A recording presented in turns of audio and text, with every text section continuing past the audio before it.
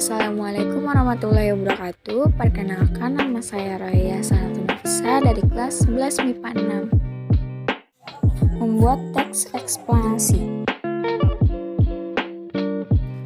Teks eksplanasi adalah teks yang menjelaskan suatu fenomena, yaitu tentang proses atau asal-usul peristiwa alam, sosial, dan budaya yang bersifat faktual.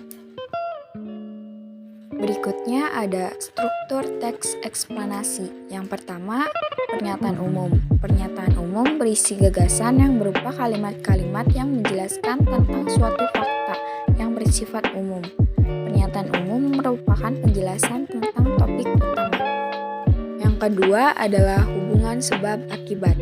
Pada bagian ini ada gambaran lebih detail bagaimana proses dimulai, apa saja tahapan hingga fenomena ini terjadi.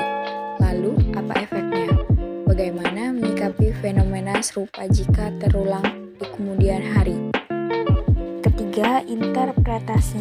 Berisi ringkasan penjelasan dari penulis. Bagian ini juga berisi gagasan yang dapat berupa tanggapan, kesan, pendapat, atau pandangan teoris terhadap sesuatu. Ciri-ciri teks eksplanasi. Ada beberapa ciri teks eksplanasi, antara lain: 1. Informasi yang dimuat berdasarkan fakta.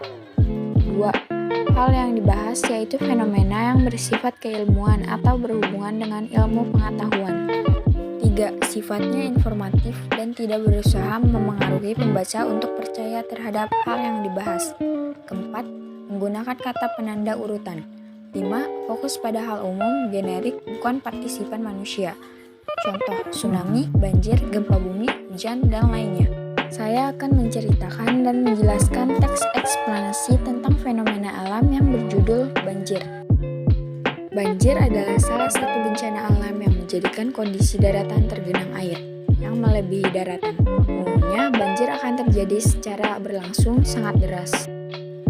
Banjir juga terdiri dari beberapa macam, yaitu banjir bandang, banjir pantai, gelombang badai, banjir sungai, banjir daratan.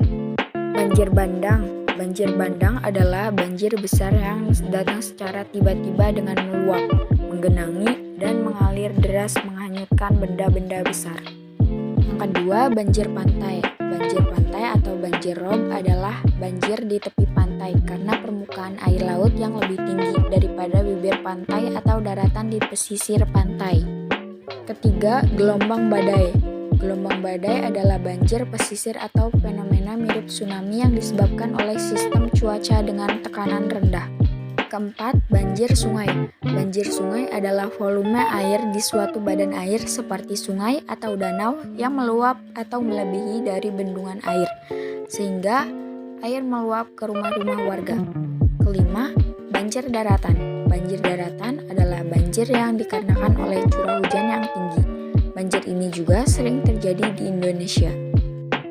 Banjir merupakan bencana alam yang paling sering terjadi di Indonesia pada daerah yang rendah dan disebabkan oleh curah hujan yang tinggi dan menyebabkan aliran air seperti sungai, selokan tidak mampu lagi menampung air hujan, sehingga air sungai meluap ke rumah-rumah warga yang rendah.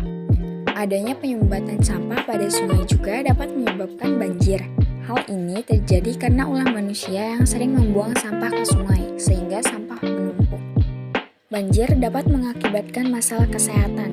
Jika air kotor dalam jumlah banyak menggenang, masalah kesehatan tidak dapat dihindari. Kerugian ekonomi terjadinya, kerusakan pada rumah dan barang-barang yang ada di dalamnya ternyata menimbulkan kerugian ekonomi. Dan yang terakhir, sulitnya air bersih. Jadi, agar tidak terjadi banjir, diperlukan upaya dalam keseharian. Ada beberapa hal yang dapat kita lakukan sebagai usaha untuk menghindari banjir, dengan cara membuang sampah pada tempatnya, menanam pohon atau tanaman di sekitar rumah karena tanaman penting untuk proses penyerapan air, membuat saluran air dengan baik, dan rutin membersihkan selokan